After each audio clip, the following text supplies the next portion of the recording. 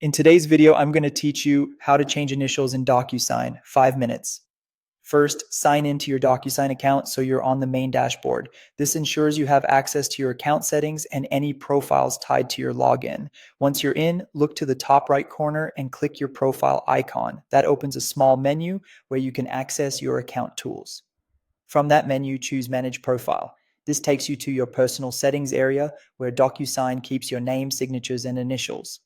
On the left or near the top, you'll see a section called Signatures. Go ahead and click Signatures. Think of this page as the control center for your signing identity. Each entry typically includes a signature and a matching set of initials that appear on documents where only initials are required. Find the signature profile you want to update, then click Actions.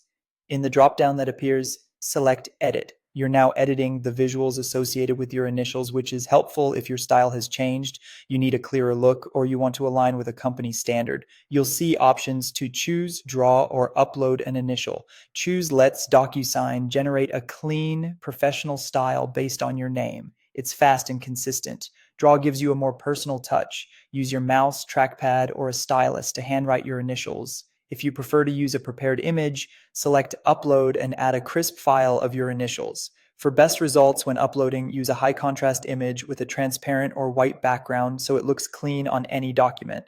Before you finalize, take a moment to confirm the initials match how you want to appear on legal documents. Many organizations expect initials that reflect your legal name, so it's worth double checking spelling and style. If you manage multiple signature profiles, be sure you're editing the correct one so the right initials show up when you sign. When you're happy with the preview, click Create to Save.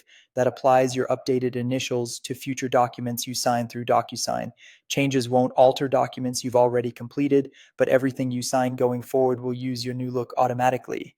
And that's it. You've successfully updated your initials in Docusign quickly and cleanly. If you ever want to tweak them again, just return to the same signatures area and repeat these steps. Thanks for watching and happy signing.